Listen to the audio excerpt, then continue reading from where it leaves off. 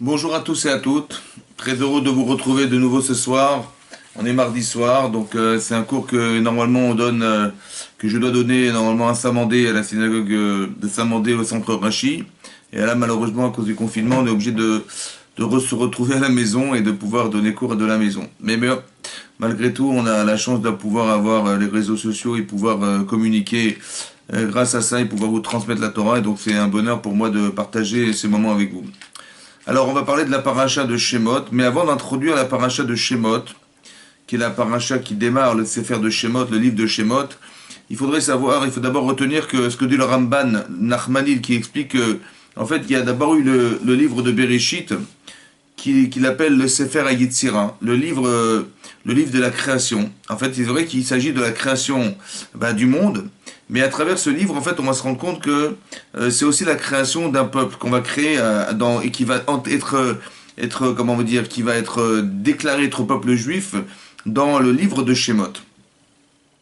Et pour ça, il va aller comprendre que au début, on a créé le monde, donc la création du monde, mais depuis le départ, il était prévu pour Akadosh Baruch Hu que ce monde, en fait, il soit créé pour le peuple juif et qu'il soit créé dans l'intérêt d'un jour de recevoir la Torah. Comme c'est marqué dans le premier rachid de la paracha de Bereshit qui dit que Bereshit bara Elohim et Hashem et Haaretz, au commencement, Akadosh Baruch Hu crée le ciel et la terre, mais le commencement, Bereshit, c'est bizarre, on n'aurait jamais dû dire Bereshit en hébreu, on dit Barishona. Il y a des mots en hébreu pour exprimer le commencement, et là tout à coup on nous dit Bereshit. En fait, ce Bereshit n'est pas là par hasard, il est là pour exprimer en fait ce qui est le Reshit, ce qui est le démarrage, le commencement. Et le démarrage, la pensée au départ de la création du monde, l'intérêt profond qu'avait Hachem de créer le monde au départ, c'était de créer le monde pour le Réchit. Qu'est-ce que c'est que le Réchit? Le Roche, en fait, le Réchit, le Roche et la tête, ce qui est au sommet de la pensée d'Akadosh Baruch Hu, c'est le Réchit d'Arko, c'était la Torah. Les prémices de son chemin, le chemin, en fait, il va se tracer à travers l'idée qu'on a de respecter les mitzvot et donc de respecter la Torah. Et c'est à travers cette pensée, cette réflexion, comment vous dire, cette théorie qui est la Torah, qui a été donnée au clan d'Israël, qui va nous permettre d'être le plus adapté à ce qu'on doit être, puisque c'est Hachem qui nous crée, c'est Hachem qui nous donne le mode d'emploi exact de ce qui doit être le monde et de ce que nous devons faire du monde. Et c'est ça, et c'est pour ça que la Torah a été donnée. Autant que Rishit Tevuato, les prémices de sa récolte, les prémices de sa récolte, c'est le peuple juif. Voilà. Donc c'est Bereshit pour ce Réchit là, pour la Torah et pour le peuple juif, Hachem a créé le monde. Et tout ce qui va graviter autour de ça va permettre au peuple juif de pouvoir s'exprimer et s'aguerrir jusqu'à arriver à la fin des temps. Donc effectivement, il y a eu les notions, il y a les nations autour de nous, que Akadosh Baruch Hu a donné aussi des mitzvot au peuple qui nous entoure, qui sont les nations du monde. Ça s'appelle les Sheva Mitzvot Benoach, les 7 mitzvot des enfants de Noach. Donc ils ont 7 mitzvot, et nous on en a beaucoup plus que ça, puisque on les dénombre donc de 613.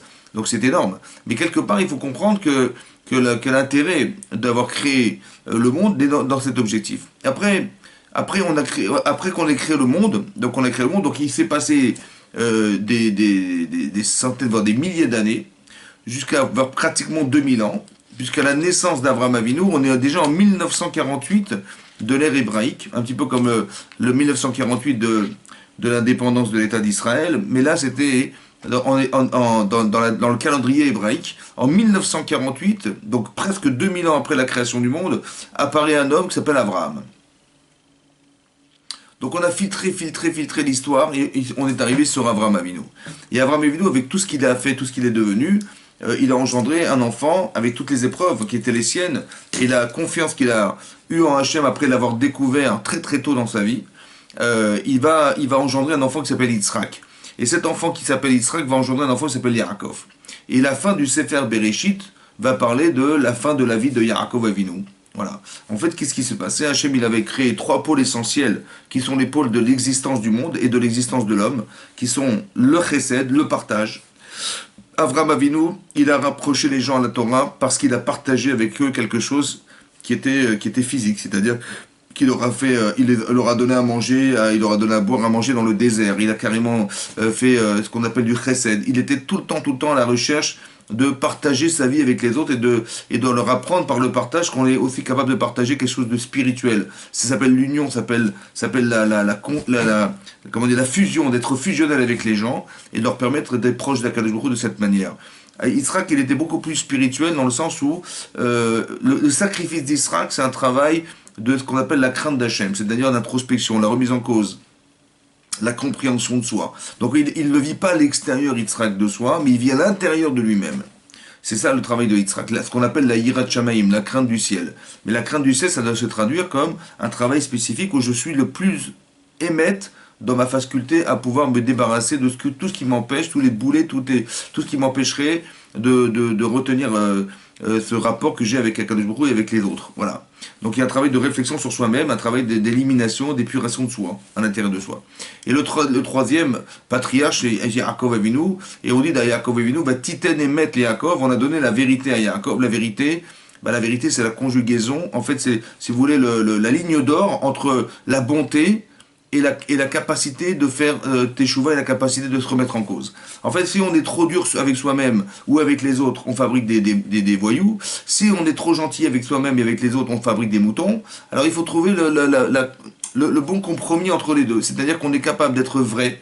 Vrai, c'est pas trop gentil et pas trop méchant. Vous d'accord? Et pas trop dur et pas trop souple. Et c'est la conjugaison de ces deux pôles-là qui vont permettre à Yaakov d'être Yaakov et donc d'engendrer ce qu'on appelle les Shvatim, les 12 enfants qui vont composer ensuite le clan Israël. Donc il y a un tronc d'arbre, le tronc en fait de cet arbre magnifique qui est le peuple juif. Le tronc, c'est les 3 avot. Ils sont chacun indépendants les uns des autres. Ça s'appelle des Yechidim, des gens indépendants. C'est pour ça que dans la prière le matin, on ne dit pas le Dieu d'Avraham, Yitzhak et Yaakov. On ne dit pas le Dieu en facteur commun de Avraham, Yitzhak et Yaakov. On dit non, le Dieu d'Avraham, le Dieu d'Israël et le Dieu de Yaakov. Chasvé Shalom, ça n'est pas d'expliquer qu'il y a eu 3 dieux, non. C'est d'expliquer que dans chacun des patriarches, on a retrouvé Hachem. On a retrouvé Hachem à travers Avraham Avinu parce qu'Hachem, il est chesed. Hachem, en permanence, il nourrit des millions de personnes, des milliards de personnes en permanence, des milliards d'animaux. Il entretient l'univers à lui tout seul. Et ça, c'est le chesed d'Akadosh Baruch Hu, c'est la bonté d'Hachem. Et ça, Avraham, il a vu ça, il a compris qu'il fallait être bon. Il a tiré de la quintessence d'Akadosh Baruch Hu. La bonté, le partage, d'aimer, de jamais être égoïste, de jamais penser qu'à soi. Parce qu'Hachem, il n'a aucun intérêt d'avoir créé le monde pour lui-même. Ça n'a aucun intérêt pour soi. Lui, qu'est-ce qu'il a gagné de ça? Par contre, il a gagné pour la satisfaction de pouvoir permettre aux êtres vivants d'être eux-mêmes, d'accéder au monde futur, de pouvoir accéder à l'infini. Ça, c'est son plus grand plaisir. Donc, il va créer tout ça, des milliards de personnes, pour pouvoir avoir des milliards d'occasions de permettre à ces gens de pouvoir se réaliser. Ça, c'est la force d'Hachem. On va dire la partie, la bonté d'Hachem, la miséricorde d'Hachem.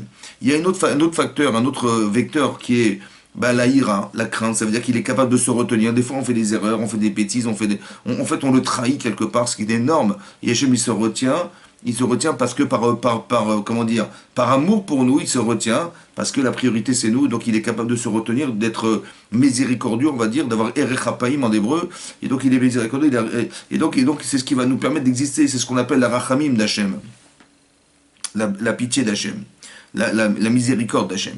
Il y a un troisième facteur, c'est la vérité. Hachem, il est émet.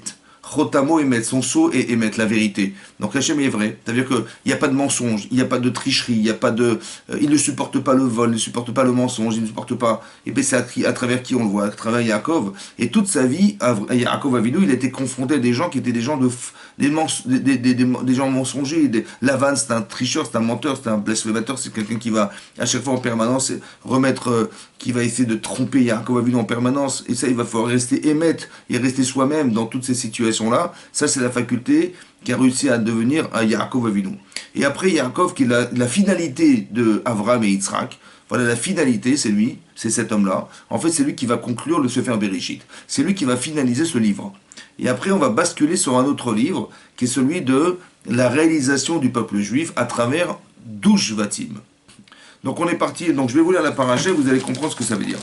Dans la paracha de cette semaine, c'est marqué la chose suivante. Donc c'est très important, les mots utilisés par Hachem à travers la Torah sont très importants, il faut bien les analyser. C'est marqué Vayelet Shemot Bnei Israël. Voici les noms des enfants d'Israël. Voici les noms des enfants d'Israël. Abaïm Israëma qui sont arrivés en Égypte. Et Yaakov, Ishubeto, avec Yaakov, lui et sa famille. Ils sont arrivés. Alors c'est bizarre parce que déjà dans le texte, on nous dit des noms. Et on nous dit les enfants d'Israël, pas les enfants de Yaakov, les enfants d'Israël. Et ensuite aussi que Yaakov est arrivé là-bas. Ouais, donc ça veut dire que Yaakov, il est arrivé Yaakov en Égypte, mais en vérité, celui que on reconnaît comme étant l'enfant, le père de ces des 12 Shvatim, des 12 tribus, c'est Israël. C'est pour ça que nous, on ne s'appelle pas des bénis Yaakov, on s'appelle des bénis Israël, des enfants d'Israël. Israël, c'est le prénom de Yaakov qui est le summum de son prénom, c'est-à-dire qu'il arrivait à être, il arrivait à une telle joie d'être Yaakov, c'est cette joie d'être soi-même. Vous voyez, quand on est fier de soi, quand on est sûr de soi, quand on a une, comment dire, un équilibre très très fort entre l'esprit et le corps, on est entier, c'est ça qu'on appelle Israël. On est les enfants d'Israël. On est les enfants de la personne, de l'être qui va devenir Israël. C'est très important. Et donc c'est cet enfant, cet homme dont on est, qui est l'investigateur de tout le cas Israël, de tout le peuple juif. Et on nous cite ces noms: Réhouven, Shimon, Lévi, Yehuda, Sachar, Zvulun, Binyamin, Dan, Naphtali, Gad et Asher. En fait, pourquoi on nous cite des noms? Parce que le nom, c'est l'essence. Oui, vous savez que dans la Torah, quand on nomme les animaux dans la Torah, quand on nomme les êtres vivants, on sait, la Gemara dans Brachot d'expliquer que le nom que vous portez, ouais, a une influence énorme sur votre existence et est aussi un révélateur, peut-être aussi un révélateur de la finalité de votre vie. Tout ça, c'est marqué dans votre nom. Et donc, on nous dit que Réhouven, c'est Réhouven, regardez mon fils. Oui. Ou alors, Ra'a Beoni, et Hachem, il a vu la souffrance qu'il y avait Réhouven. Donc il y a une partie de souffrance. Shimon, c'est la shmia, ouais, c'est d'entendre. Lévi, c'est l'accompagnement. Yehuda, c'est la reconnaissance. Issachar, c'est l'étude de la Torah. Zevulun, c'est celui qui va devoir se déplacer pour trouver une parnassa. Binyamin, c'est celui qui est l'enfant chéri d'Akadosh Yedi d'Hachem. Dan, Naphtali, Gad et Asher, etc. À chaque fois, on va trouver une qualité essentielle qui va animer le personnage dont il s'agit dans la Torah, c'est-à-dire les enfants de Yaakov Avinu. Mais on voit que chacun a des qualités différentes. Chacun a des qualités différentes. C'est ça la variété, c'est ça la richesse du peuple juif, c'est qu'on est tous des enfants différents. Voilà, on est issus d'enfants différents. C'est pour ça que Yaakov, à la fin de la paracha de Vaïchi, il n'a pas béni ses enfants en faisant une bracha collective. Il a fait une beracha, une bénédiction sur chaque enfant et chaque enfant qu'il a béni, parce que chaque enfant est différent, chaque enfant est... on doit respecter la différence de chaque enfant, et chaque enfant va apporter quelque chose dans le peuple juif qui est proportionnel à ce qu'il est lui-même. Donc ces qualités que l'enfant développe, ça dépend. Alors vous allez me dire, après c'est marqué... Vaï kol nefesh yotze yarech Yaakov, et donc toutes les personnes qui sont sorties de Yaakov Avinu, Shivim nafesh, était au nombre de 70. Et on nous dit Yosef ayam Yisraël, Yosef se trouvait en Égypte. Donc on est passé de Yaakov qui est seul, on est passé de Yaakov après à 12 enfants qui sont arrivés à être 70 personnes, et 70 personnes qui vont engendrer un peuple. Oui, on va sortir, on va être 600 000 hommes, on va être quelques millions en fait. Mais en fait, il va s'avérer que dans la paracha de Béchalach, on va voir que au final, il n'y aura que 20% du peuple juif qui va sortir d'Égypte. Ça veut dire un cinquième. On était presque 15 millions, et au final, il y a un cinquième. Environ 3 millions de personnes qui vont quitter le pays d'Égypte pour traverser la mer Rouge et pour recevoir la Torah. Mais dans les 3 millions de personnes, il y a les femmes, les enfants, les femmes, les hommes, les enfants. Et donc c'est très important de comprendre qu'on était 600 000. Ce chiffre 600 000, c'est le chiffre qu'on va retrouver dans les lettres de la Torah, les 600 000 explications de la Torah. Chacun, en fait, il avait une façon de cultiver son rapport à la Torah, et il est au nombre de 600 000. Donc il fallait 600 000 personnes. Dès qu'on arrive à 600 000 personnes, tout à coup, on va basculer sur l'ère du peuple juif. Il fallait 600 000 hommes. Et donc on atteint ce degré de 600 000 hommes, ce niveau de 600 000 hommes, et là on peut engendrer le clan d'Israël, on peut permettre au peuple juif d'exister, de recevoir la Torah, qui était l'essentiel au départ prévu par Akadosh Baruch Hu. C'est tellement important que vous l'entendiez, que Rachid expliquait dans le texte qu'on dit tous les vendredis soirs. Vous savez, tous les vendredis soirs on fait le kiddush, on sanctifie le Shabbat, et on dit Yom HaShishi vaichulu Hashamim va'aretz vechol tsevaam. Yom HaShishi, le 6e jour, ont été finalisés le ciel, la terre et toutes les armées, tout l'univers. Bizarrement, c'est écrit Yom HaShishi, le 6e. Ouais, on a mis un article devant, le He devant. Qu'est-ce que c'est que He? En hébreu, le He, c'est le 5. 5, c'est ça symbolise, en fait, ça rappelle, c'est une allusion dans la Torah aux 5 livres de la Torah. 5 livres de la Torah, c'est Bereshit, Shemot, Vaikra, Bamidbar, Devarim. C'est 5 livres de la Torah. Et Shishi, c'est quoi 6? Ben, le 5 et le 6, le 5 c'est les 5 livres de la Torah, le 6 c'est le 6 Sivan, le fameux jour où Hachem s'est révélé au monde, et il s'est révélé en nous donnant, en nous donnant les 10 commandements. Voilà. Et donc c'était le 6 Sivan. Et Hachem a dit la chose suivante. Il a dit au monde que si les Bnei Israël acceptent la Torah le 6 Sivan comme c'était prévu, le 6 Sivan, alors le monde continuera à vivre. Et s'il la refuse, parce qu'il va la proposer à tous les peuples du monde et tout le monde va la refuser pour X prétexte qu'il soit, le seul peuple qu'il a choisi et qu'il a accepté la Torah en disant Naaseh Venishma, on acceptera et on fera tout ce que tu nous diras, on écoutera, on entendra, c'est le peuple juif. Et si Hachem va faire que la condition qui va justifier la suite de la création du monde, c'est l'acceptation de la Torah pour le clan d'Israël, c'est à cette condition-là que le monde continuera à vivre. Et sinon, ben, il sera choser les tohu vavohu, ça veut dire qu'il reviendra au tohu bohu qui était celui de avant la création du monde. Vous avez compris que ce qui va donner de l'énergie, ce qui va permettre au monde de vivre, d'exister, c'est ça. C'est d'avoir pu accepter la Torah, c'était ça l'objectif. Et ça, Hachem, il l'a conditionné depuis le départ. Si on accepte la Torah, tant mieux, sinon, ça sera fini. Et, donc et là, on va commencer le livre de Shemot, le livre qu'on va entamer aujourd'hui, cette semaine, pardon, c'est le livre qui va permettre de découvrir la naissance de ce peuple. On va naître de là. Mais on est parti d'individus. Vous avez compris, il y avait quelques individus. Abraham, individuel. Yitzhak, individuel. Yaakov, individuel. Ensuite, on est passé à 12. Pourquoi 12 Shvatim? Alors, les Kharamim d'expliquer, Rachid, il amène ici qu'on a comparé les enfants de Yaakov à des étoiles. Bizarre. Vous voyez, à des Kochavim, des étoiles. Et même Yaakov, il arrivait, et même, pardon, Yosef, quand il rêve, le fameux rêve qu'il fait dans la paracha de Vayishev, il rêve de ses frères qui sont représentés par des étoiles. Mais pourquoi des étoiles? Pourquoi des étoiles? Alors, les commentaires expliquent que les étoiles, en fait, ce sont les signes zodiacales, les étoiles, ce qui se trouve dans le ciel. Vous savez qu'il y a des formes d'étoiles dans le ciel qui ont la forme du bélier, du scorpion, du taureau, voilà. Et toutes ces formes, en vérité, elles représentent des mazalotes. Ce qu'on appelle des mazalotes, c'est-à-dire qu'il y a quelque chose qui est influent. Ouais. Et nous-mêmes, l'Agma dans Shabbat d'Afknoukouf Nunvav, elle explique là-bas que, en fait, le jour de votre naissance, l'heure de votre naissance, le mois de votre naissance, l'année de votre naissance correspond à un mazal. C'est-à-dire quelque chose qui influe sur votre existence personnelle. Oui, c'est ce que l'Agma a expliqué, que, en fait, quand l'Agma en Nida explique que quand un enfant est conçu, oui, 40 jours avant la conception d'un enfant, on dit bat ploni les ploni. Cette fille-là, elle correspond à cet homme. Et aussi, on explique le malhar, l'ange qui va présenter cet enfant à Kadosh Baruch Hu, il dit mais qu'est-ce qu'il va devenir? Riche, pauvre, grand, petit, où est-ce qu'il va habiter, dans quel endroit il va habiter, etc.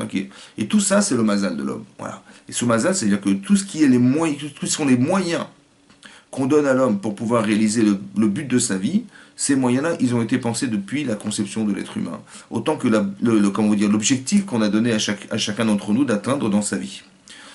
Donc ce que vous vivez, en vérité, c'est un objectif qu'on doit atteindre. On doit atteindre quelque chose. Il faut partir dans l'esprit que ça ne pourra pas se faire sans qu'on ait compris ce principe. Que vous êtes là pour quelque chose. On est tous là pour quelque chose. Et Hachem nous donne les moyens. Et ces moyens ont été pensés depuis la conception de l'enfant. Et donc c'est marqué dans la Gemara que voilà. Et donc ces Kochavim, ces fameuses étoiles, ce sont les mazalot, ce qu'on appelle les signes zodiacales, mais qui en fait représentent les 12 signes zodiacales qui sont les 12 enfants de Yaakov. Les signes en fait sont des signes qui représentent une influence.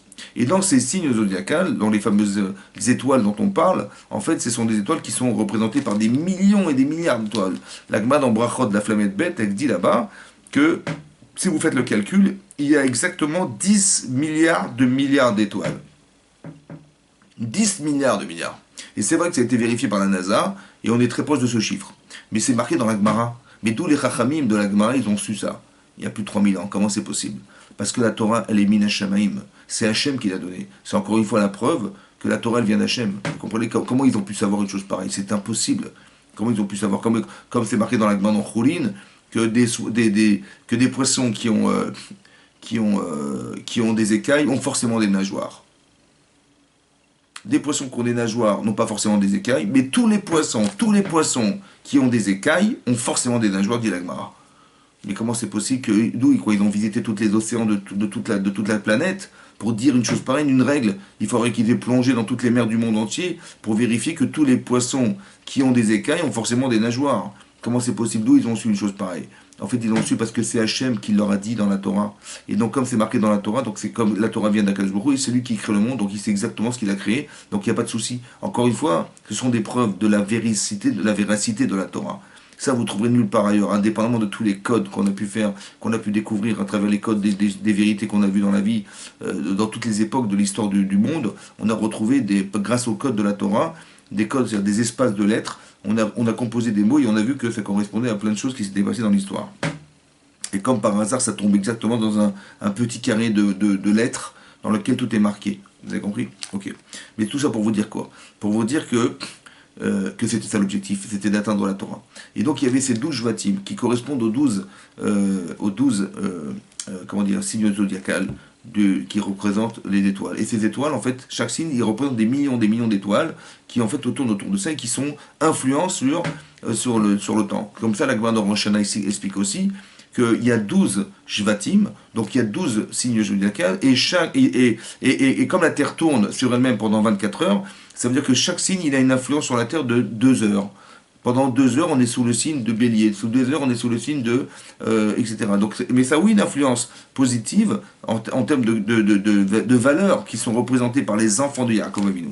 Ensuite, on le dit qu'ils étaient 70. D'accord? Et ces 70-là, ils vont composer le peuple juif. Et qu'est-ce qui va se passer? Donc, à travers le fait qu'on ait su ça, la Torah nous dit, mais Yosef était en Égypte. Et Rashi pose la question, évidemment, Yosef faisait partie des 70 enfants de Yaakov Avinu, des 70 personnes qui composaient la famille de Yaakov Avinu. Et on nous dit qu'il était en Égypte, mais évidemment qu'on a toujours su que Yaakov a eu un enfant qui s'appelait Yosef, et que cet enfant, il habitait en Égypte. Pourquoi nous avoir répété dans la Torah que Yosef était en Égypte? Évidemment qu'il était en Égypte. Mais pourquoi la question se pose? Parce que vous savez que la Torah n'a aucun rapport avec un roman. On ne romanche pas dans la Torah. Chaque mot, chaque lettre a un sens, chaque mot, chaque lettre, elle doit avoir une explication. Donc si ça n'est pas logique, c'est forcément qu'il y a une explication derrière. Vous avez compris? C'est comme ça qu'on raisonne dans la Torah. C'était pas nécessaire de répéter que Yosef était en Égypte. Or, si ça a été marqué, c'est pour nous apprendre quelque chose. En fait, pour nous apprendre que Yosef, comme ça dit Rashi, le commentaire qui s'inspire de tous les midrashim et tous les commentaires dans la Torah, qui soient dans la Gemara, dans les midrashim, dans les Toseftot, dans tout ce que vous voulez, là-bas c'est marqué clairement que Rashi nous explique et nous dit que Yosef, c'est le fameux Yosef que tu reconnais être Yosef, berger chez son père à l'âge de 17 ans. Cet enfant, c'est un tzaddik, c'est un juif, il est juste, il est exact, il est propre, il est comment dire, il est parfait, c'est un enfant parfait. Et cet enfant, dans toute sa valeur d'amour et de Hirat Shamaïm et tout ce que vous voulez imaginer d'un être parfait, Yosef Hatzadik, on dit Yosef Hatzadik, cet enfant, il a été chassé de la maison de ses parents, vendu esclave par ses propres frères, il s'est retrouvé en Égypte, dans un pays corrompu, il a fallu se protéger contre l'Égypte, et contre les Égyptiens, la mentalité, la corruption, comme dire la débauche, tout ce que vous voulez. C'était un bel homme, et donc il avait il pouvait avoir beaucoup de tentations, et malgré tout, il est resté tzaddik jusqu'à ce qu'il est devenu vice-roi. Vice-roi d'Égypte, et là, il est quand même resté un tzaddik malgré le pouvoir, malgré toutes les forces d'influence qui pouvaient l'amener justement, par la facilité d'être un roi, à trébucher et perdre son judaïsme. Et malgré tout, il est resté un tzaddik.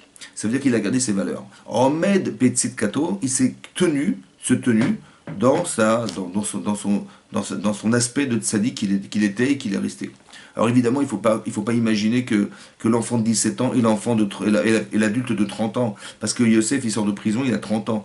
Il devient vice-roi à 30 ans. Donc c'est pas le même homme. On est bien d'accord que cet enfant de 17 ans, cet adolescent, n'est pas celui qui n'est pas le même homme que celui qui va devenir le vice-roi d'Égypte, évidemment que non. Seulement, ce qu'il faut comprendre derrière, c'est qu'il était en Mède, il s'est tenu. Vous avez compris, il n'a pas lâché. Ça veut dire c'était un tzaddik qui sortait de la yeshiva de son père, parce qu'il étudiait la Torah de son père en permanence. Mais cet homme, en fait, qu'est-ce qu'il a réussi à faire? Il a réussi à atteindre un niveau de conception de la véracité de la Torah qu'il a ensuite expérimenté en sortant de chez lui et en basculant sur l'Égypte. Et donc il a fallu être vrai. On ne nous demande pas, vous savez, on ne nous demande pas d'être juif, parce qu'on l'est déjà. Mais, si vous êtes juif, vous le devez à votre maman qui vous a permis d'être juif, d'accord, parce qu'on est juif par sa mère. Donc les gens qui vous disent, vous savez, moi, j'ai la émouna dans mon cœur, hein, j'ai la émouna dans mon cœur, je respecte Hachem, et quand je lui dis, d'accord, c'est bien beau tout ça, mais il faut faire les mitzvot, il faut faire le Shabbat, il faut mettre les tefilines, il faut, je sais pas moi, il faut faire de l'hospitalité, il faut, voilà, tout ça, il faut le faire au nom de la Torah. Il me dit, oh, mais d'accord, mais à quoi ça sert tout ça de toute façon? Tu fais ça, pourquoi faire? Pour avoir les mitzvot. Ok, mais les mitzvot, pourquoi faire? Pour avoir la émouna, la confiance en Dieu, la foi en Dieu. Mais je l'ai la foi en Dieu, j'ai pas besoin de faire des mitzvot, je n'ai pas besoin de faire des actions pour exprimer ma foi, je l'ai la foi. Je lui dis, Chazak Obalour, mais c'est qu'une seule fois. Non, je gueule. Mais en fait, la foi en Dieu, mais la foi en Dieu, ça se prouve. Mais comment ça se prouve? En fait, le problème, c'est comme ça. C'est que quand ça va être un peu compliqué dans ta vie, parce que des fois, bon, bah, il faut faire Shabbat, tu comprends, mais bon, comme par hasard, le Shabbat, le samedi, c'est le jour où on gagne le plus d'argent dans le travail, dans le business, d'accord? Et c'est juste ce jour-là qu'on te demande de fermer ta boutique. Pardon? Oui, c'est ce jour-là où tu dois fermer ta boutique. Il faut avoir confiance en Dieu. Pardon? Mais je crois en Dieu. Tu crois en Dieu? Il faut pas croire en Dieu, il faut croire en la Torah de Dieu. Ah, c'est pas pareil. Il faut être capable de pouvoir se dire, tu es tenté par des femmes à l'extérieur, il faut fermer tes yeux. Il faut regarder tes yeux. Ah bon, oui, mais je crois en Dieu. Oui, mais tu crois en Dieu, mais il faut pas croire en Dieu, il faut croire en la Torah de Dieu. C'est pas pareil. Parce que tu crois en Dieu quand ça t'arrange, mais quand ça t'arrange pas, c'est déjà plus compliqué. Donc si vous avez compris, la Emouna, c'est pas ça, la Emouna. C'est pas ça. En fait, il faut comprendre qu'on t'a pas demandé d'être juif, hein, parce que tu l'es déjà. Alors c'est bien sympa de mettre la petite Magen David, avec la chaîne, avec le high, hein, sur la poitrine, comme ça, bien en évidence, que la cavote, bah, franchement, que la cavote superbe. Donc, mais en fait, qu'est-ce que tu démontres par là? Tu démontres que tu es juif. Mais juif, tu l'es déjà, mon chéri. C'est-à-dire que si ta mère est juive, tu l'es déjà juif. Alors à quoi ça sert de remontrer ou de démontrer par le fait que tu aies une petite Magen David sur toi, ou tu aies une petite chaîne avec un beau high dessus en or, que tu es juif? De toute façon, tu l'es déjà, on n'a pas besoin de le prouver, ni le démontrer. Par contre, de devenir juif, c'est autre chose. Ah, il faut que tu deviennes juif. Et devenir juif, c'est d'accepter les mitzvot et de se battre contre son Yitzhara, son mauvais penchant, et lutter comme Yaakov Avinu, ou comme Yosef Avinu, qui est vendu esclave par ses frères et qui n'a pas, et qui doit avoir de la haine et de la rancune et de la vengeance, et il va se contenir pour pouvoir malgré tout aimer ses frères et les sauver de la situation qui est la leur. Oula, c'est déjà autre chose. Et c'est ça, devenir juif. Vous avez compris? Quand vous êtes quelqu'un comme Yaakov qui va se retrouver chez Lavan et qui va être en face du plus grand tricheur de la terre entière, et de rester lucide et de rester entier et de pas le voler, de pas l'escroquer, c'est très très compliqué, vous comprenez ou pas? Et c'est ça qu'il faut comprendre, oui. C'est ça qu'il faut être capable de faire. Être capable, ouais, être capable d'être lucide malgré tout et de rester dans sa petite coûte, c'est très très difficile ça. Et ben c'est ça Youssef. C'est ça Youssef. Et donc on nous dit Youssef et Yahvé Mitzrayim. En fait, on devrait être fier de lui. Pourquoi? Parce que Yosef, regardez d'où il vient. Et Yosef, il vient d'une famille exceptionnelle, ouais, de Yaakov Avinu. Mais surtout, ce qui est très important que vous compreniez, c'est que Yosef, ouais, il a pris la Torah avec son papa, avec Yaakov Avinu, donc il était très proche de son père. Il était en contact très fort avec son père, et tout à coup, il a dû être chassé de chez lui, vendu esclave par ses propres frères, pas pour faire de l'argent, c'était juste pour en fait le condamner parce qu'il pensait qu'il était condamnable. Mais vous imaginez ce que ça veut dire? Quel traumatisme profond ça peut avoir sur lui, ça. Et donc, qu'est-ce qui se passe? Et ensuite, il va arriver chez Potiphar, qui était un des ministres de Pharaon. Et là-bas, malheureusement, la femme de Potiphar, elle essaye de le séduire parce elle pense qu'elle a entendu des astrologues qu'il aurait des enfants avec lui. Mais bon, c'était une erreur, ils se sont trompés, malheureusement. Mais qu'est-ce qui va se passer? Elle va essayer de tenter pendant un an. Et donc elle va lui courir après. Imaginez-vous un homme qui est tenté par une femme qui tout le temps, tous les jours le tente et tous les jours se change et tous les jours, trois fois par jour, elle change de vêtements et elle essaie absolument de le convaincre d'avoir une relation avec elle. C'est très très difficile pour lui. Et il va pas succomber à tout ça. Mais elle va prétexter, puisqu'elle a raté l'occasion de pouvoir avoir un enfant avec lui, elle va carrément l'envoyer en prison. Ça va? Et donc il va se retrouver en prison alors qu'il est innocent. Il va passer 10 ans de sa vie dans un trou. Je ne sais pas si vous vous rendez compte de ce que ça représente. D'accord? Et malgré tout, il va pas perdre sa foi. Il va être très fort. Mais ce qui va se passer, c'est que ça va le rendre encore plus fort. C'est-à-dire qu'il va avoir confiance en Hachem jusqu'au jour où il va sortir de prison. Après 12 ans de prison, finalement.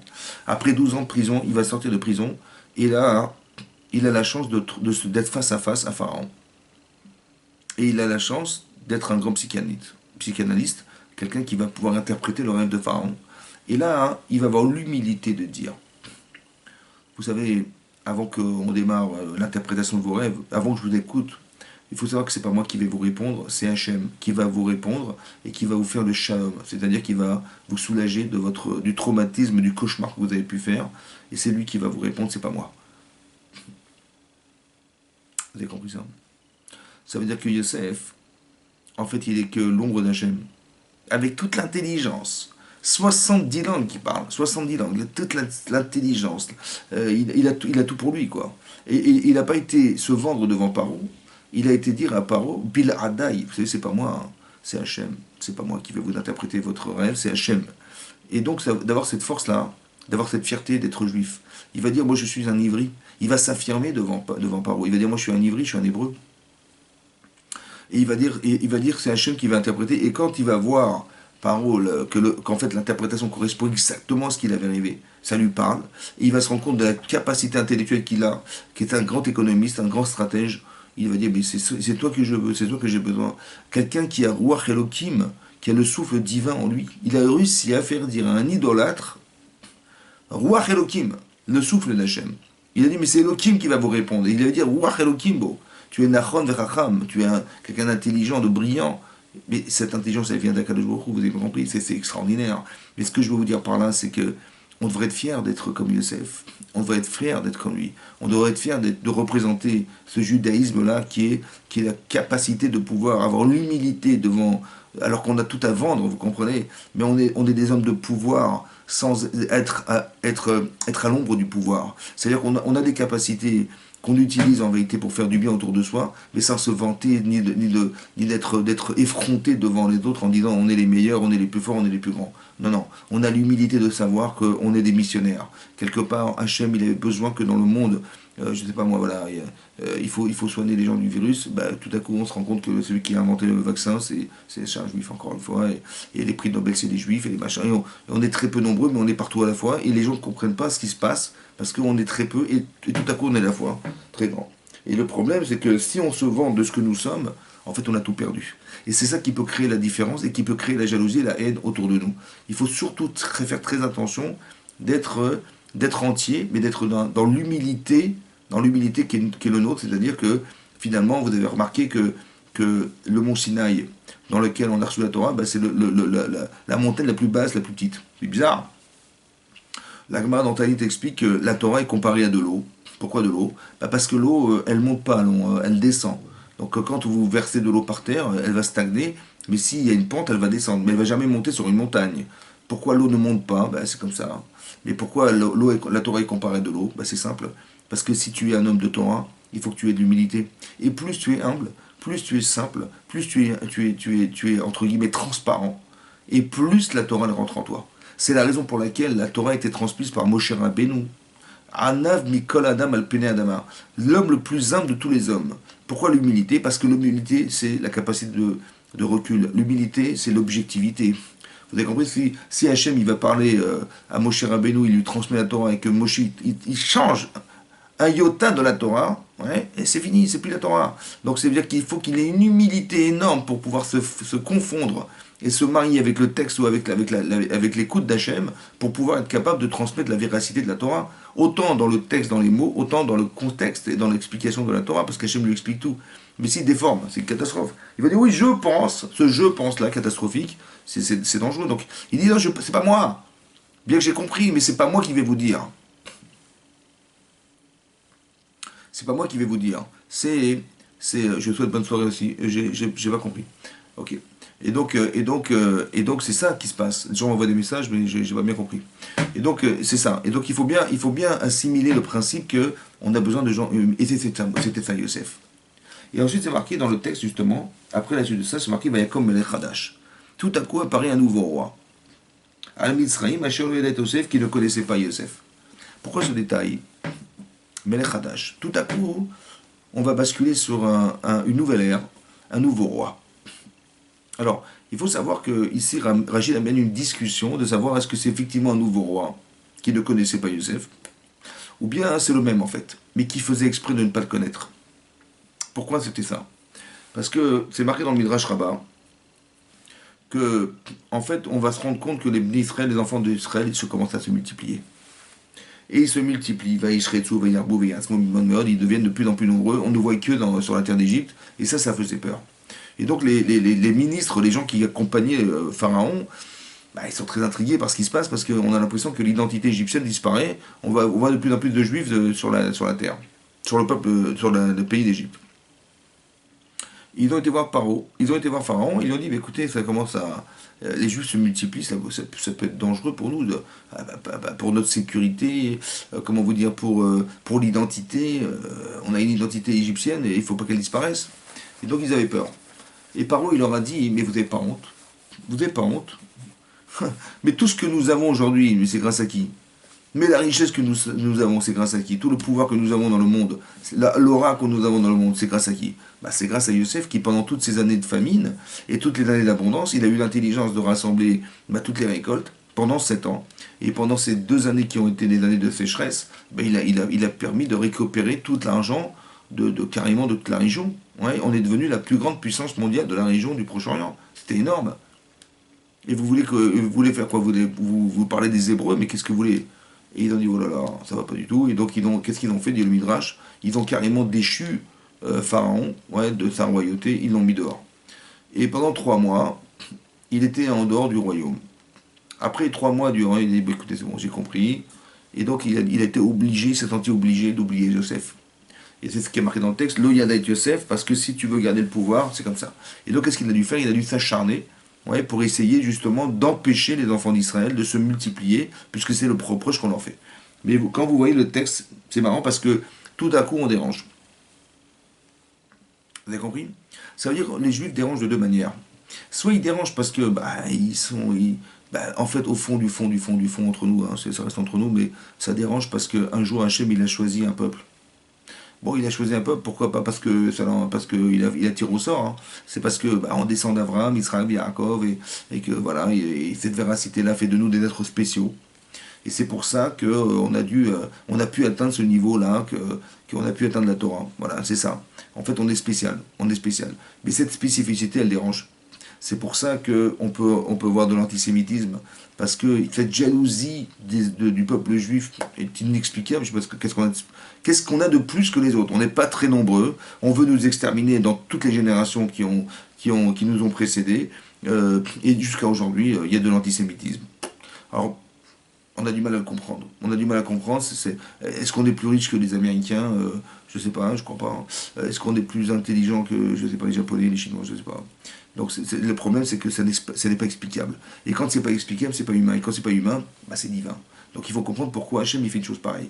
Qu'est-ce qui se passe? Tout à coup, on dérange. Tout à coup, on se multiplie, et le peuple, on va dire le peuple, la famille de Yaakov se multiplie, et là, tout à coup, on veut s'ingénuer contre nous. Alors, qu'est-ce que ça veut dire? Alors, dans le texte, il est marqué la chose suivante. C'est marqué comme ça. Vayakom el Hadash. D'accord, le Mitzrayim. Donc, pardon, il est marqué Vayamot Yosef. Vayamot Yosef. Et mort Yosef. Vekol Echav. Et tous ses frères. Donc, les 11 autres frères qu'il avait. Vekol Adoraou. Et toute la génération qui ont connu les frères de Yosef. Et là, on nous dit que les peuples juifs se multiplient. Et mort Yosef, ses frères et la génération. Pourquoi ce détail? Pourquoi nous parler de la mort de Yosef? Quel intérêt on a de savoir que tout à coup il est mort? On le sait qu'il est mort, c'est marqué dans la fin de la paracha de Vaïchi. Pourquoi ce détail ici? Et pourquoi l'avoir écrit de cette manière? Yosef, ses frères, la génération. Il fallait dire, la génération, si même on voulait nous informer que la génération de Yosef avait disparu, on aurait dit, la génération qui nous a précédé a disparu. On aurait très bien compris, on n'est pas idiot. Pourquoi c'est marqué Yosef? Pourquoi c'est marqué ses frères? Pourquoi la génération? Et tout à coup, on va se rendre compte que les enfants d'Israël s'assimilent. Ils s'assimilent jusqu'au point de tout lâcher. Ça veut dire qu'il ne restera plus rien. Ni la Mila, ni le Shabbat. Il ne va rien rester de tout ce qu'avait transmis Yaakov Avinu à ses enfants et ses enfants à leurs enfants en une seule génération, puisque est mort Yosef, les frères et la première génération qui a connu Yosef. Après, c'est terminé, on s'est assimilé. On peut tout perdre en une génération. C'est grave.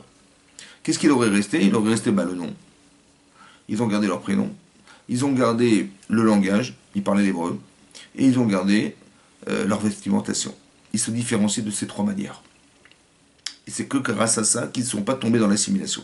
À part ça, on sait qu'il n'y a pas eu de mariage mixte à l'époque, exceptionnellement. C'est incroyable.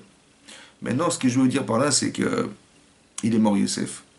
Vous savez, l'Agma dans Ta'anit Dafé, elle dit là-bas hein, que Yaakov Lomet. On dit Yaakov Lomet. Yaakov n'est pas mort. L'Agma dit pourtant c'est marqué dans le texte de la Torah qu'il est mort et qu'on l'a embaumé et qu'on l'a enterré et qu'on lui a fait ses oraisons funèbres. L'Agma dit Yaakov n'est pas mort. Parce que plus tard, vous verrez dans le texte de la. Je crois que c'est dans Yecheskel, c'est marqué là-bas, hein, que Hachem a dit à Yaakov Avinu, il a dit que quand les Israël, quand le Mashiach viendra, eh ben tu seras présent avec eux pour recevoir le Mashiach à la fin des temps. Et là-bas, la Gemara dit que de la même manière que la descendance de Yaakov est vivante, lui aussi est vivant. C'est quoi cette vie? En quoi il est vivant puisqu'il est mort? En fait, on se rend compte que Yaakov Lomet, ça veut dire qu'il y a une force d'influence qui existe, oui, malgré tout, malgré sa mort. Donc ça veut dire que si Yaakov n'est pas mort, et que les tzadikim ne meurent pas, c'est pour ça que dans la prière on dit que Hachem il va accomplir la promesse qu'il a faite aux dormeurs dans le sable, d'accord, dans la terre, et les dormeurs dans la terre qui sont morts, mais est-ce qu'ils dorment? Aux yeux des Chachamim, ils dorment, les gens ne seront pas morts. C'est pour ça que si vous allez pèleriner vos parents qui sont décédés, vous allez pèleriner vos parents parce que vous avez langui vos parents. Si vous parlez devant des morts, on a du mal à comprendre. Si vous allez pèleriner Rabbi Shimon Bar Yochai, je ne sais pas, des grands tzadikim, ils sont morts de toute façon. Qu'est-ce qui peut rester d'eux? En fait, on se rend compte qu'ils ne sont pas morts. Ça veut dire qu'ils ne sont pas suffisamment vivants pour vous répondre, mais ils sont vraiment vivants pour pouvoir intercéder auprès d'Hachem ou écouter ce que vous dites. Vous avez compris? Donc c'est très important que vous compreniez que les tzadikim ne meurent pas. Or, c'est marqué que Yosef est mort. Alors comment comprendre qu'il est mort alors qu'on nous dit qu'il est vivant? En fait, la mort de Yosef, il n'est pas mort Yosef, mais il est mort ailleurs. Il est mort dans nos têtes. Ça veut dire que ce que représentait Yosef à l'époque, parce que c'était l'homme qui représentait le peuple juif, on était fiers d'être juifs quand Yosef était vivant. On n'aurait jamais imaginé une seconde que Paro il se serait rebellé et pouvoir assujettir le peuple juif à l'époque, les Hébreux, quand Yosef était de son vivant, c'était impossible. C'est impossible, parce qu'il était là. Et donc, imaginez-vous, le président de la République, il vous répète, bon voilà madame, c'est vendredi soir ce soir, n'oubliez pas d'allumer les nérotes, messieurs, d'étudier la Torah tous les Shabbatot, et on aurait été fiers de dessus, on aurait été représenté quelque part. Comme aujourd'hui, on est représenté parce que la terre d'Israël existe. À l'époque, avant 1948, les gens, ils se cachaient d'être juifs. Aujourd'hui, on se revendique juif, parce qu'on est représenté par une terre qui est la terre d'Israël. Donc c'est très important qu'on soit fier de l'être. Et là, on aurait dû être fier de l'être. Parce que Yosef était lui qui représentait le peuple, à lui tout seul. Et donc si vous voulez, le devoir de mémoire qui était de transmettre la valeur que représentait Yosef devant Pharaon, en tant qu'Hébreu qui s'affirme devant Pharaon, ça aurait dû rester. Et ça s'est pas fait. Mais bon, Yosef a disparu dans la tête des gens. Mais il y avait quand même les frères, qui représentaient aussi le lien avec Yaakov Avinu et les qualités humaines qui relatent de la valeur du peuple juif. Ça a disparu. Et la génération qui l'a connu a disparu. Ça veut dire qu'on a perdu des repères. Et lorsqu'on perd des repères, alors on peut s'assimiler malheureusement. Ça veut dire qu'on perd les valeurs. Maintenant, ce que je vous dis n'est pas du racisme, d'accord? On n'est pas là pour dire du mal de qui que ce soit. Simplement d'expliquer la différence et d'accepter la différence. Quand je parle de différence, ça veut dire qu'on a un devoir, en tant que juif, on a une mission qui est particulière, qui nous est propre. On doit faire des mitzvot, on doit atteindre le monde futur, on doit atteindre... Et ça c'est l'objectif qu'on nous donne. On a 613 occasions d'atteindre quelque chose d'énorme qui est l'infini. Maintenant, les peuples, les nations qui nous composent, ils n'ont que 7 mitzvot. Maintenant, il ne faut pas qu'on pense qu'on va devenir des non-juifs, parce qu'on a 613 occasions de pouvoir s'y réaliser. Donc on a une mission qui nous est propre à nous-mêmes, on a des outils qui sont propres à nous-mêmes, c'est dommage de les diminuer. Et ceux qui en ont 7, et qui doivent rester malgré tout dans les nations, ils ont une fonction qui est la leur, et qui doit rester la leur. C'est dommage de transposer quelque chose qu'on n'est pas. Donc le fait de s'assimiler, le fait de rentrer dans un ou dans l'autre, ça n'a pas de sens. Pas parce que Chasvé Shalom, on est raciste ou on est je ne sais pas quoi, ça n'a rien à voir. C'est comme chacun il a une fonction qui lui est propre et chacun respecte ce qu'il est. D'accord? Et donc, c'est pour ça qu'on ne s'assimile pas. C'est pas parce que on veut, Chas Shalom, négliger les autres. C'est pas par hauteur, ni par audace, ni par orgueil. C'est d'expliquer qu'on est chacun différent. Et ben chacun, il respecte ce qu'il est. D'accord? Et c'est pour ça qu'on ne se marie pas, on ne s'assimile pas, parce qu'on doit respecter ce que nous sommes. Autant qu'on soit non-juif ou juif, on doit respecter ce que nous sommes. Et chacun, on a une mission qui nous est propre et qui est noble et qu'on doit respecter. Et on ne doit pas mélanger les fonctions. C'est tout simple. C'est pas compliqué. Et c'est pour ça que c'est d'un côté compliqué, parce qu'il y a il y a des attirances d'un côté comme de l'autre, mais on doit garder ces valeurs. C'était ça Yosef en fait. Et ces valeurs-là ont disparu. Yosef est mort. Ça veut dire qu'il est mort dans la tête des gens. C'est ce que représentait Yosef. Quelqu'un qui est capable de se battre contre la rue, contre tout ce qui l'entoure, toutes les influences négatives qui pourraient remettre Hachem en permanence en question, parce que comment on peut faire d'un homme pareil, quelqu'un qui va aller en prison alors qu'il n'a rien fait de sa vie? Qu'est-ce que veut Hachem? Et donc, en fait, vous allez vous rendre compte que ces expériences, elles vont la guérir. Toutes ces expériences vont lui permettre, au contraire de ce qu'on croit. Il y a deux façons de raisonner. Soit on renie Hachem parce qu'on vit une souffrance qui est trop importante, soit au contraire, on va comprendre que si on la vit, c'est qu'elle avait un sens. Quel sens ça peut avoir? Ben c'est le sens de l'humilité. C'est-à-dire que quand on souffre, on relativise.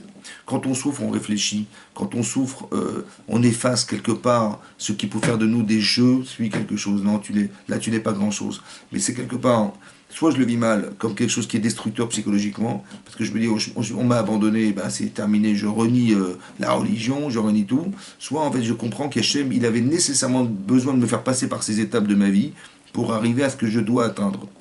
Par exemple, c'est marqué dans le Rambam, le Maïmonide écrit dans les Yachot de Teshuvah, dans le Perek Bet, là-bas dans le deuxième chapitre, il écrit que quand on se remet en cause dans la vie, quand on fait Teshuvah, notamment à Kippour, et on fait Teshuvah à Kippour, on se remet en cause, on se repentit à Kippour. Et donc la remise en cause, en fait, elle nous permet de nous aguerrir et d'effacer et d'accepter d'être un autre. Voilà, c'est très important que je refuse d'être l'homme du passé, je veux être l'homme du futur, mais pour ça je me donne les moyens de le faire. Et donc je fais Teshuvah, ce qui fait partie des fondamentaux de la Torah et des fondamentaux de la création du monde. Avant même que le monde ait été créé, la Teshuvah existait, et c'est ça qui était... La Teshuvah, c'est la remise en question. Et qu'est-ce qui se passe, en fait? Le repentir. Et qu'est-ce qui se passe? Il y a, a priori, Yosef, quand il raconte ses rêves au départ, il a 17 ans, il a l'effronterie de dire à ses frères, vous savez, j'ai rêvé, vous allez vous prosterner devant moi. Bon, en vérité, il a raison, c'est vrai qu'ils vont se prosterner devant lui, mais il y a une manière de le dire. Et cette humilité, manifestement, il l'a pas, et elle va engendrer chez ses frères une différence qui va être inacceptable. Et donc, en fait, c'est ce que dit la Torah, ils vont le jalouser, ils vont le haïr.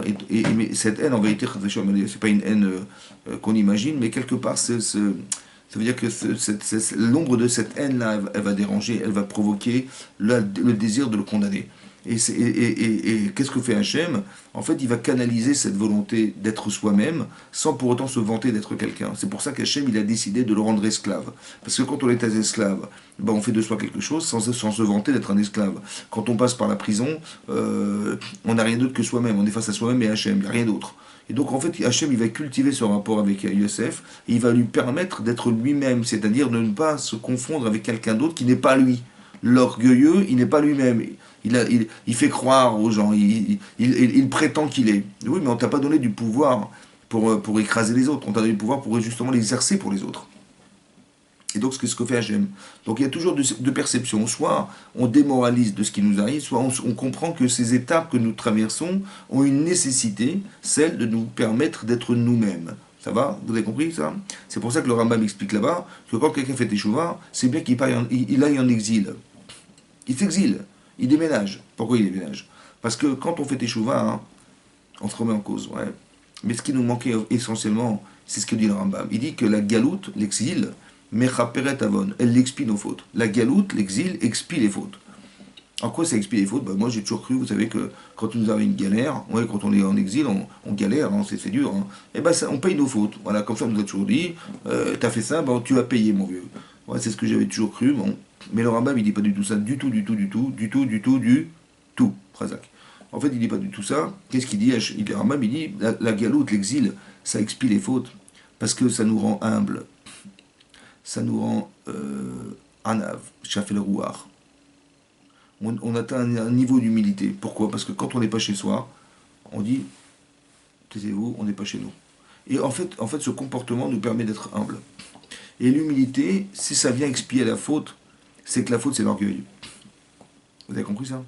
Ça veut dire que, en fait, ce qui nous arrive, il peut nous arriver des difficultés, mais en fait, c'est pas parce qu'on a eu des problèmes, on a souffert, ou je sais pas quoi, qu'on a payé nos fautes. Non, c'est pas du tout ça. En fait, la souffrance permet d'atteindre un niveau d'humilité qu'on n'aurait jamais pu atteindre si on n'avait pas souffert. Et Hachem, il n'a rien trouvé d'autre que de faire, c'est ce que disent les Chachamim, Mezaker et Tagouf. C'est-à-dire que ça va affiner le corps.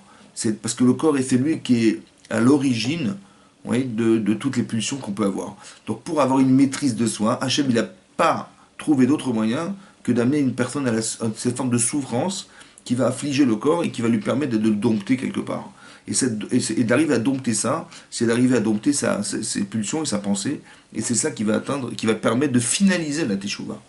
Vous avez compris ça? C'est ça l'humilité. Et donc c'est ce que je voulais vous expliquer ici, que tout ce qu'a traversé Yosef, ça lui a permis d'être humble. C'est ça. Donc il y a deux façons de le concevoir. Et c'est de cette manière, uniquement de cette manière, en se canalisant, qu'il a été capable de dire, vous savez, c'est pas moi, c'est Hachem. Parce qu'il a l'humilité de savoir que tout ce qu'il est, c'est grâce à Dieu. Voilà. Tout ce que vous êtes, c'est grâce à Dieu. Vous n'avez rien choisi de ce que vous êtes. Personne n'est venu dire, voilà, je veux cette intelligence, je veux cette taille, je veux cette couleur de peau, je veux ces yeux-là, je veux mes parents comme ça et comme ça, je veux les frères et sœurs comme ça et comme ça, je veux habiter là-bas. On n'a rien choisi du tout, on est né et basta. Mais ça veut dire quoi ça? Ça veut dire qu'Hachem il l'a choisi pour vous, d'accord? Donc si Hachem il l'a choisi pour vous, ça veut dire que la meilleure des manières d'être soi-même, c'est de s'accepter. Et la meilleure des manières de savoir que je suis né à tel endroit, c'était le meilleur endroit pour que j'évolue là où je me trouve. D'accord? Parce que c'est lui qui l'a réfléchi, moi j'ai rien décidé, j'ai rien pensé. Donc tout ce que vous êtes, c'est Hachem, tout ce que vous voyez, c'est Hachem. Il faut reconnaître que c'est lui. Vous avez compris? La terre elle tourne, c'est lui. Donc tout ça c'est lui. Et tout ça, il faut comprendre que c'est ça que Yosef a atteint. Il a atteint cette conception-là de faire que. Donc en vérité, quand on voit ça, on se dit mais c'est extraordinaire. Ça veut dire que quand on étudie la Torah, on essaie de ressembler au personnage qu'on étudie. C'est ça l'étude. L'étude, c'est retrouver les qualités qui étaient celles de Yosef, d'avoir le courage, d'avoir la fierté, d'avoir comment dire, la courage d'être, de se dire juif, ouais, et pas de se cacher de l'être. Ou alors la force de pouvoir l'être, et de la conviction et la fierté de l'être. Et ça, c'est important que vous l'entendiez. D'accord? C'est ça qui est marqué dans la paracha. Vayamot Yosef, et et c'est parce qu'on est devenu des gens fragiles qu'en fait on s'est assimilé, qu'en fait on veut nous accabler. En fait, quand on est fort, quand on est sûr de soi, eh ben on peut rien faire contre soi. C'est un petit peu comme dans une cour d'école, c'est les plus forts qui gagnent. Ouais, et les plus faibles, on leur tape dessus. Mais en vérité, le monde de l'école, le monde, la petite courette là-bas dans l'école où vous êtes, ouais, en fait, le monde il est le même. C'est le même, sauf que les gens ont changé, ils ont un petit peu grandi. Mais c'est les mêmes. Les petits garçons qui courent le plus vite, c'est des hommes que vous allez voir courir le plus vite. Les petits garçons qui font la bagarre, c'est les mêmes adultes qui font la bagarre. Et les filles qui jouent à la marelle, c'est les mêmes qui vont être dociles, qui vont être machin, c'est les mêmes. C'est les mêmes. Seulement la différence, c'est qu'ils ont juste simplement grandi. Voilà, mais en fait, la nature est la même. On a les mêmes natures que quand on était des enfants de 6 ans, 7 ans, 8 ans. Mais c'est pareil, ça veut dire que quelque part, ici, le changement, il va se faire au fur et à mesure, mais il faut comprendre sa nature. C'est ça. Donc c'est ça qui est marqué ici. Donc ici, Yaakov, Paro, il va nous voir, grandir, se multiplier. Il va s'inventer un scénario incroyable. Il va dire à son peuple, Abba Nitra Kemalo, venez, on va s'ingénuer contre le peuple juif. Pen irbe vechen ifrotz, de peur qu'il se multiplie et qu'il se fructifie. Et que quoi? Que si un jour on devait faire la guerre contre un ennemi, Venosaf Galmou Assoné, il va s'associer à nos ennemis, il va nous faire la guerre, il va nous virer d'ici. Comme ça ils ont pensé. Ouais. C'est quand même bizarre quoi. C'est quand même bizarre parce que quand on s'assimile, ouais, on pense que le peuple le peuple dans lequel on vit, le pays dans lequel on vit, c'est un peu plus fort puisqu'on s'assimile. Et lui il va dire Abba Nitra Kemalo, venez on va s'assimiler parce que vous êtes plus forts et plus nombreux que moi, et plus puissants que moi. Rav ve'atsum imenu. Rav ve'atsum imenu. Rav c'est nombreux et Atsum c'est puissant que moi. Il faut savoir qu'à l'époque, l'Égypte c'est l'Amérique d'aujourd'hui, d'accord? Donc c'est l'Amérique d'aujourd'hui. Je vois pas comment le président des États-Unis il peut dire les Juifs vous êtes plus forts et plus nombreux que moi. Plus forts. Ça paraît un peu stupide. d'accord, vu la puissance que représente l'Égypte à l'époque, que le peuple juif, qui sont des simples citoyens égyptiens, soit plus fort et plus nombreux que lui. En plus, il s'invente un scénario dingue. Il dit, mais ils vont s'associer à nos ennemis, ils vont nous faire la guerre, ils vont nous virer d'ici. Mais quand on s'assimile, on n'est pas dans la rébellion, on est au contraire dans l'assimilation. D'accord. Et lui, qu'est-ce qu'il dit? Il dit, vous êtes le peuple des enfants d'Israël, Am Béné Israël. Bon, on est une grande famille, c'est vrai qu'on est très nombreux, on est la famille Dupont-Durand, mais on n'est pas un peuple. Pourquoi Paro il nous regarde comme un peuple? On n'est ni un peuple, ni on est fort, ni on est puissant, ni on est contre lui. Comment ça marche? Vous avez compris? En fait, ce qui est marqué dans la Torah, c'est comment les gens nous voient. Et ils nous voient forts, ils nous voient grands, ils nous voient puissants. Ils croient ils ont l'impression qu'on va leur prendre leur place. Mais comment ça se fait qu'ils nous disent qu'on est fort alors qu'on se trouve faible? Comment ça se fait qu'ils ont l'impression qu'on va les envahir alors que c'est pas du tout l'intention? Vous avez compris? En fait, ce qui est marqué là, hein, c'est les clés de l'antisémitisme. C'est extraordinaire. Hein. Ça veut dire que quand on n'est pas nous-mêmes, alors on provoque chez les autres le fait de nous rappeler qu'on n'est pas nous-mêmes. Quand on se sent faible, on va nous dire qu'on est fort. C'est dingue. Le Shem Ishmuel, qui est un livre d'un rave qui explique en fait que on a une force en nous. On a la force des mitzvot. On a la force qu'Hachem nous donne. On a une neshama spéciale, une âme spéciale. On a un monde futur spécial. On a une spécificité qui est de faire que Hachem va exister parce qu'on le fait vivre à travers ce que nous faisons. Quand on s'assimile, c'est qu'on refuse ce rôle. Alors Hachem nous disait, comme si Hachem nous disait, bon, vous avez une force, hein, bon, vous la voulez pas, ok, alors qu'est-ce qu'on en fait?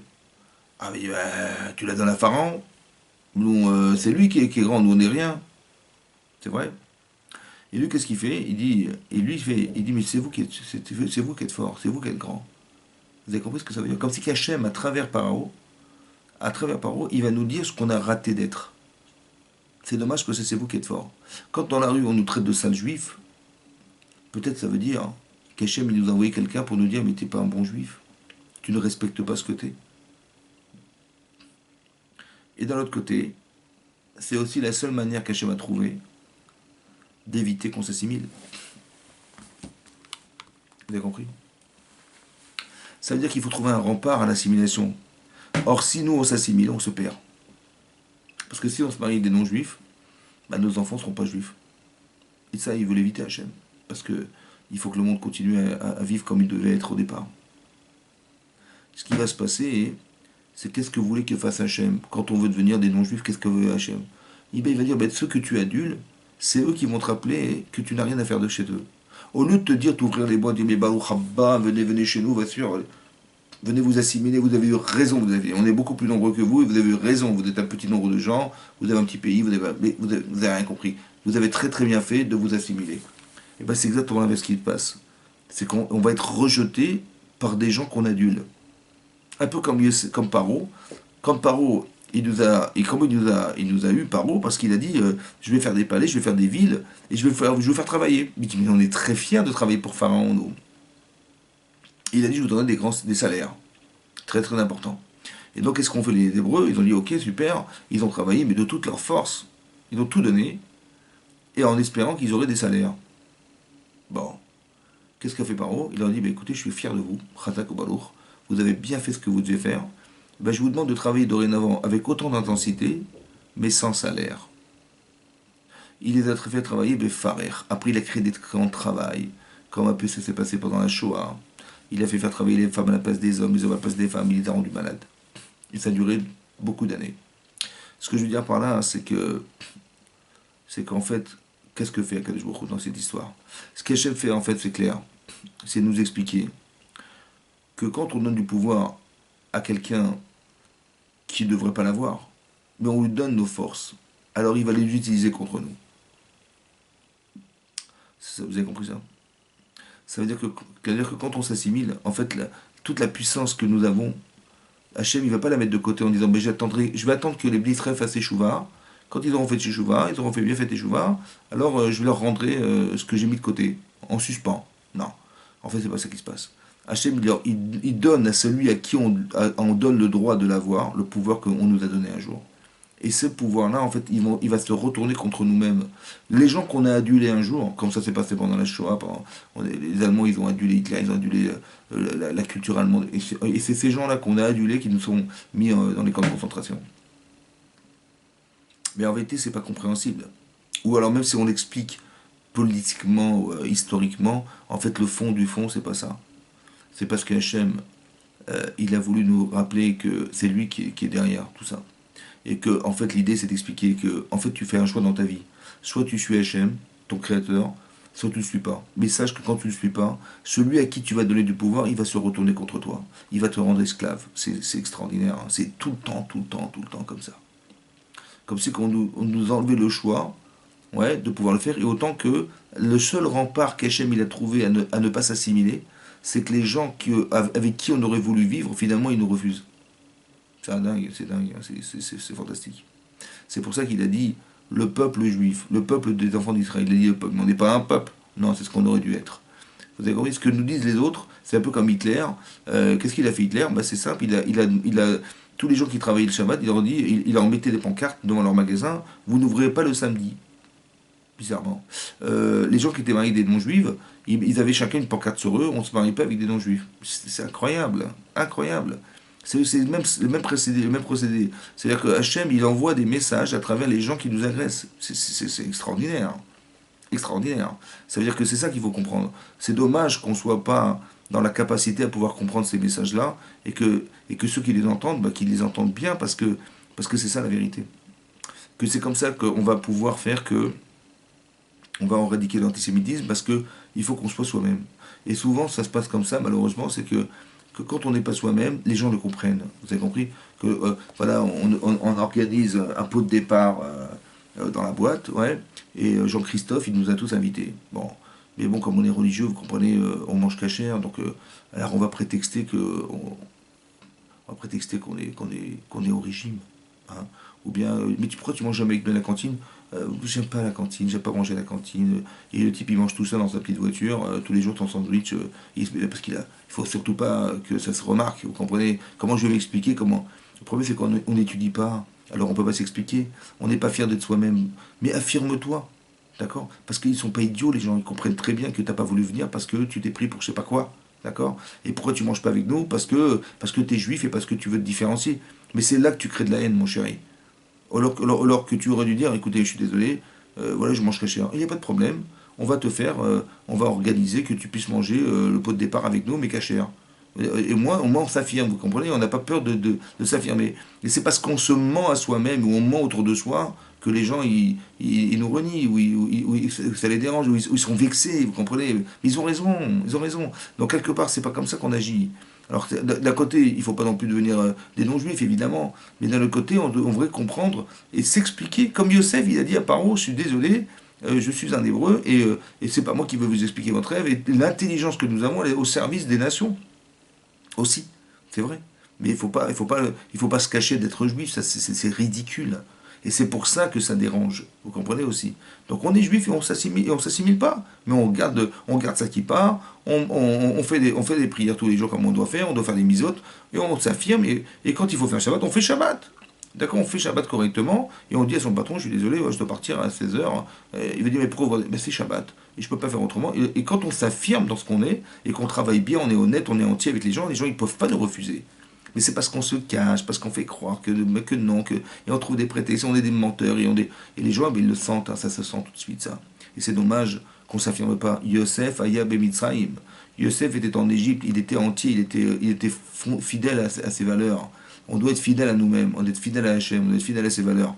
Et c'est comme ça qu'il est marqué dans le texte de la paracha de cette semaine. Hein. C'est marqué qu'Hachem, il a dit, je vais te donner Motsechen Bene Mitzrim. Vous allez trouver grâce aux yeux des Égyptiens. Vous avez compris? Là, manifestement, on n'a pas trouvé grâce. Parce que parce que quelque part on a lâché la mitzvot, on a lâché la Torah.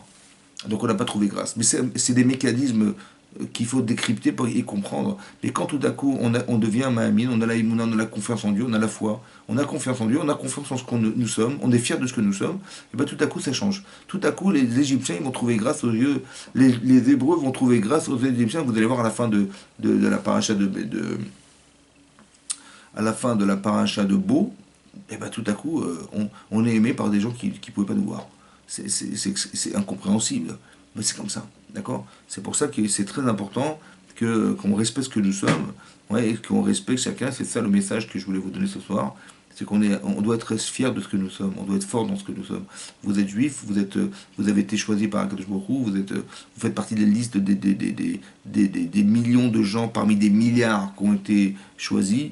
Je pense qu'on n'a pas le droit de négliger ce que nous sommes, on n'a pas le droit de décevoir Hachem. Donc c'est important que voilà qu'on retienne ces messages et faire en sorte que Bezrat Hachem, voilà, on puisse être chacun dans son milieu, chacun dans son environnement, fier de ce que nous sommes, et que Bezrat Hachem, ça puisse éradiquer toute cette épidémie, et que ça puisse amener de la santé, de la joie dans le clan Israël. Amen, Kedirason, et dans le peuple, dans le monde entier. Amen. Voilà, je vous embrasse à tous et je vous souhaite une bonne semaine. À très bientôt. Au revoir.